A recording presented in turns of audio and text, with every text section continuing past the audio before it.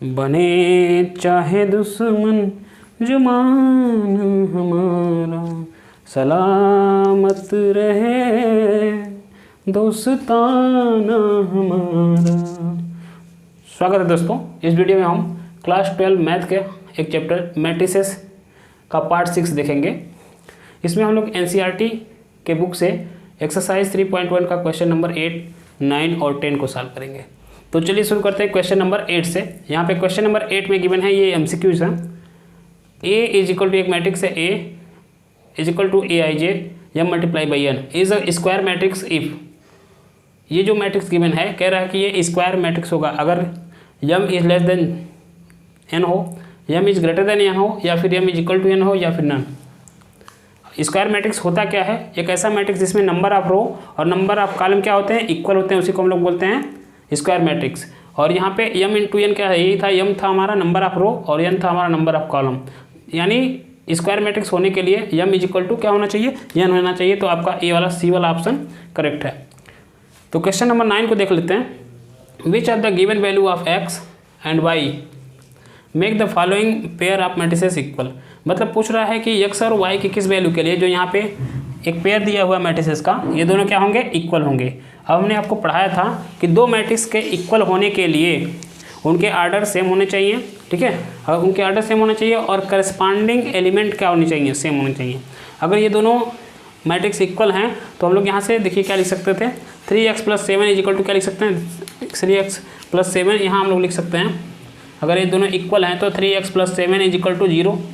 यहाँ से अगर x की वैल्यू हम लोग फाइंड करते हैं तो ये कितना हो जाएगा? 3x is equal to -7, x की वैल्यू निकालें तो -7/3। एक चीज़ और देखते हैं, यहाँ एक जगह और x गिवन है तो यहाँ से हम लोग लिख सकते हैं, इसकी वैल्यू निकालते हैं। अगर यहाँ पे जगह नहीं है तो 2 - 3x इज इक्वल टू, ये किसके इक्वल होगा? 4 के। तो यहाँ पे देखिए, इसको सॉल्व करिए।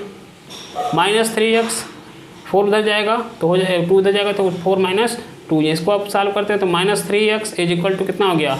2। और x इज इक्वल टू आपका आ जाएगा -2/3। अब देखिए यहाँ पे x की वैल्यू कितनी आई? -2/3। और यहाँ पे x की वैल्यू कितनी आ रही थी? -7/3।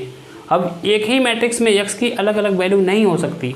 यहाँ पे x की वैल्यू -7/3 आए और यहाँ पे -2/3, तो ऐसा पॉसिबल ही नहीं है। तो इसलिए आपका ऑप्शन कौन सा सही होगा? इसमें ऑप्शन दिया हुआ है, एक दिया है नॉट पॉसिबल टू फाइंड, तो ये बी वाला ऑप्शन आपका सही हो जाएगा, क्योंकि यहाँ पे x की 2 वैल्यू आ रही है जबकि x की वैल्यू हमेशा सेम आनी चाहिए। तो आपका बी वाला ऑप्शन करेक्ट हो जाएगा, नॉट पॉसिबल टू फाइंड। अब हम लोग क्वेश्चन नंबर 10 को सॉल्व करेंगे।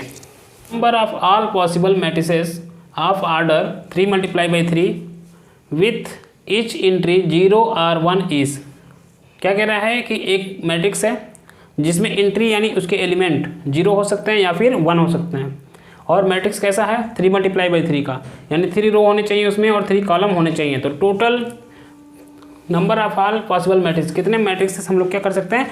ऐसे फॉर्म कर सकते हैं। देखिए यहाँ पे ध्यान से, पहले जो हमको मैट्रिक्स बनाना है वो 3 × 3 का होना चाहिए, 3 × 3 का। अब यहाँ पे देखिए, मान लीजिए ये हो गया हमारा A11, A12, A13 हो जाएगा।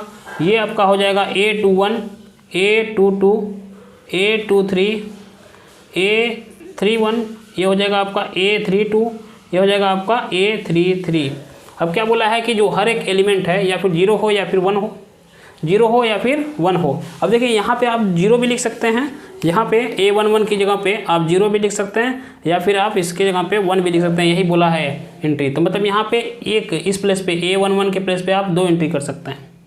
इसी तरह से आप A12 की जगह पे भी 0 लिख सकते हैं या फिर 1 लिख सकते हैं। A13 की जगह पे भी 0 या 1 लिख सकते हैं। A21 पे 0 या 1, सब जगह पे क्या कर सकते हैं? 2 एंट्री आप पुट कर सकते हैं, ठीक है। तो आपने क्लास 11th में पढ़ा होगा कि इसकी जगह पे 2 एंट्री लिख सकते हैं, 2 एंट्री लिख सकते हैं। यानी टोटल हम लोग कितने मैट्रिसेस फॉर्म कर सकते हैं? इस तरह से परम्यूटेशन और कॉम्बिनेशन आपने पढ़ा होगा उसमें। तो इसमें हम लोग लगा देंगे फंडामेंटल प्रिंसिपल ऑफ मल्टीप्लिकेशन, ठीक है। Fundamental principle of multiplication. देखिए क्या होता है कि जब सबको एक साथ लिखना है तो यहाँ पे हम लोग कितने तरीके से एंट्री कर सकते हैं? कितने एलिमेंट लिख सकते हैं? 2 एलिमेंट। कौन सा? 0 और 1।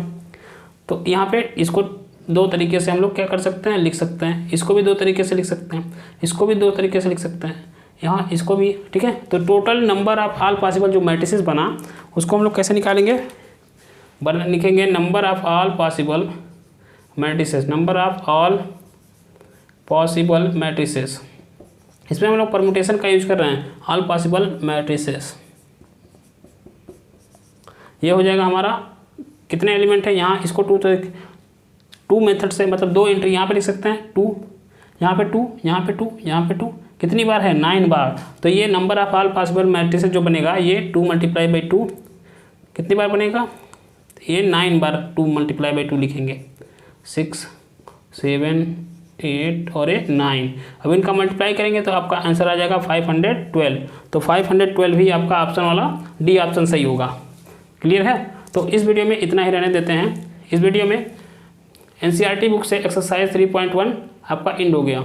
हम नेक्स्ट लेक्चर में हम लोग देखेंगे एक्सरसाइज बुक से 3.2। पहले उसके पहले लेक्चर देखेंगे, ठीक है, फिर उसके बाद हम लोग क्वेश्चन सॉल्व करना शुरू करेंगे।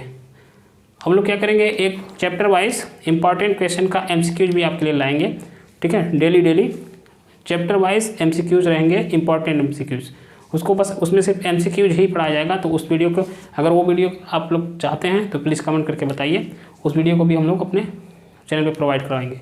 थैंक यू, धन्यवाद। अगर वीडियो अच्छी लगी हो तो लाइक करिए, सब्सक्राइब करिए और कमेंट करिए।